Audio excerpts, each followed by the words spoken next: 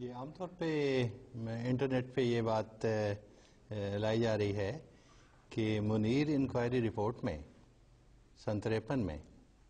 اس موقع پہ حضرت خلیفہ ثانی رضی اللہ تعالیٰ عنہ سے یہ سوال کیا گیا کہ آپ یہ فرماتے ہیں کہ مسلمان جو حضرت مسیح علیہ السلام کو نہیں مانتے یا وہ لوگ جنہیں بانی سلسلہ عالیہ احمدیہ کا پیغام ابھی تک نہیں پہنچا وہ منکر ہیں، وہ مسلمان نہیں ہیں، وہ کافر ہیں،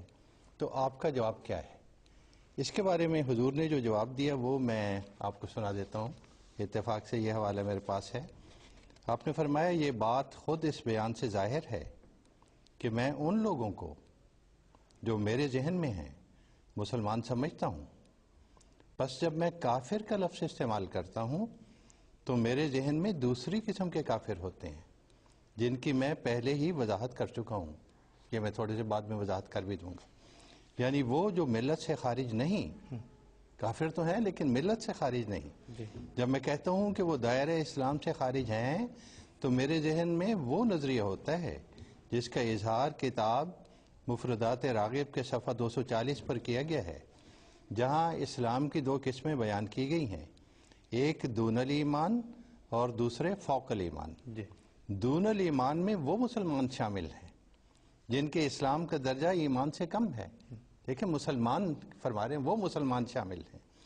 جن کے اسلام کا درجہ ایمان سے کم ہے۔ فوق الایمان میں ایسے مسلمانوں کا ذکر ہے جو ایمان میں اس درجہ ممتاز ہوتے ہیں، اس درجہ ممتاز ہوتے ہیں کہ وہ معمولی ایمان سے بلندتر ہوتے ہیں۔ بالکل ٹھیک۔ اس لیے جب میں نے یہ کہا تھا کہ بعض لوگ دائرہ اسلام سے خارج ہیں تو میرے ذہن میں وہ مسلمان تھے جو فوق الایمان کی تعریف کے ماتحت آتے ہیں۔ مشکات میں بھی ایک روایت ہے کہ رسول کریم صلی اللہ علیہ وسلم نے فرمایا کہ جو شخص کسی ظالم کی مدد کرتا اور اس کی حمایت کرتا ہے وہ اسلام سے خارج ہے۔ لیکن قرآن کریم بھی ہو باسی صاحب یہی ذکر فرما رہا ہے بالکل کہ جب یہ عرب نے بدو جو تھے ہمارے مدینے کے ارد گرد کے رہنے والے، جب انہوں نے کہا کہ قالت الاعراب آمنا،